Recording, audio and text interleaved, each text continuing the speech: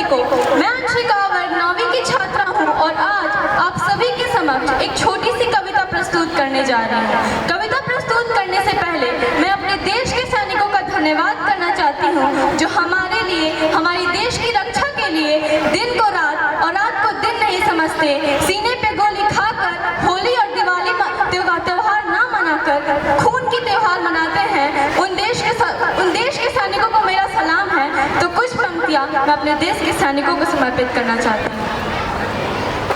बिखर कर शौर की खुशबू चमन को चूम लेती है, बिखर कर शौर की खुशबू चमन को चूम लेती है, जवा हसरत तिरंगे की गगन को चूम लेती है, सिपाही जब निकलता है वतन पर जान देने को, सिपाही जब निकलता है वतन पर जान देने को, वतन की धूल उड़ उड़ कर बदन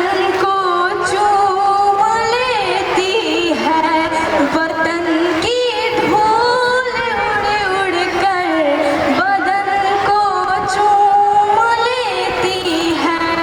एक 8 साल के बेटे के पिता शहीद हो जाते हैं और वो बेटा ये नहीं जानता कि उसके पिता वापस लौट के नहीं आएंगे। वो अपनी माँ से प्रश्न करता है कि उसके पिता वापस क्यों नहीं आ रहे हैं। माँ मौन स्तब्ध आंगन में बैठी हुई है, दृश्य आपके बीच है, गीत आपके बीच रखती हूँ। वो बेटा अपनी माँ से क्या कहता है, सुनिएगा।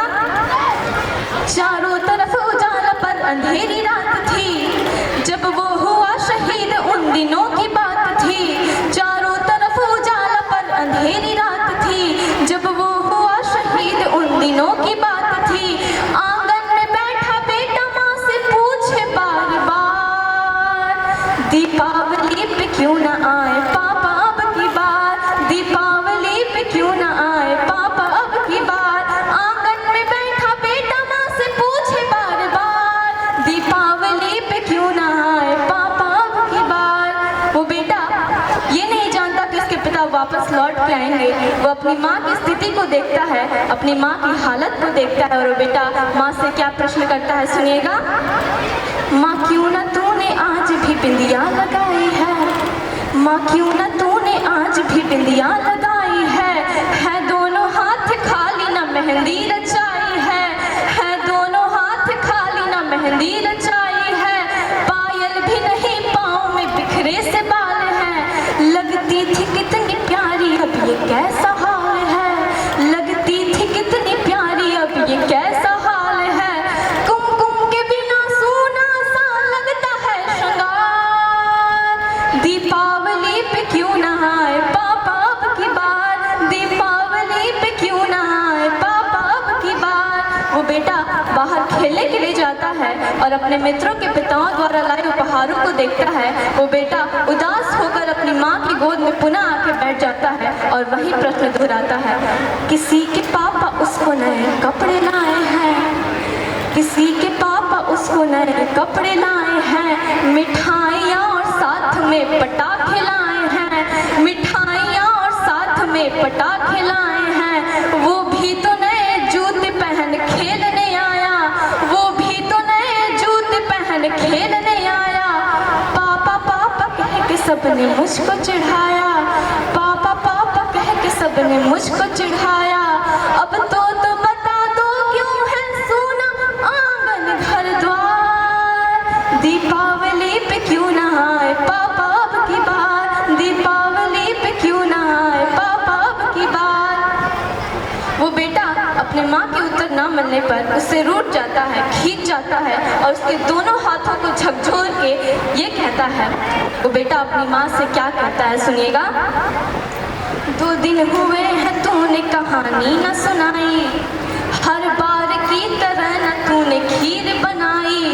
2 दिन हुए हैं तूने कहानी न सुनाई, हर बार की तरह न तूने ने खीर बनाई, आने दो पापा से मैं सारी बात कहूँगा, तुमसे न बोलूँगा न तुम्हारी मैं सुनूँगा। आने दो पापा से मैं सारी बात कहूँगा, तुमसे न बोलूँगा न तुम्हारी मैं सुनूँगा। ऐसा क्या हुआ कि बताने से है इनकार, दीपावली पे क्यों ना आए पापा अब की बार, दीपावली पे क्यों ना आए पापा अब की बार। और विडंबना देखिए कि पूछ ही रहा था बेटा जिस पिता के लिए, कि पूछ ही रहा था बेटा जिस पिता के लिए जुड़ने लगी थी लकड़ियां उसकी चिता के लिए। पूछते पूछते वह हो गया निराश, जिस वक्त आंगन में आई उसके पिता की लाश, जिस वक्त आंगन में आई उसके पिता की लाश। और अगर आपको भी यही लगता है कि हिंदुस्तान के हर बेटे का जवाब यही होना चाहिए, तो अपनी करुणा उस बेटे तक पहुंचाइएगा। और अगर आपकी करुणा उस बेटे तक पहुंच गई तो मेरे कहने की सार्थकता होगी, वो बेटा अपनी माँ से क्या कहता है। मत हो उदास माँ मुझे जवाब मिल गया, मत हो उदास माँ मुझे जवाब मिल गया, मकसद मिला जीने का ख्वाब मिल गया, मकसद मिला जीने का ख्वाब मिल गया। पापा का जो काम रह गया है अधूरा, पापा का जो काम रह गया है अधूरा, लड़कर के देश के लिए करूँगा मैं पूरा, लड़कर के देश के लिए करूँगा मैं पूरा।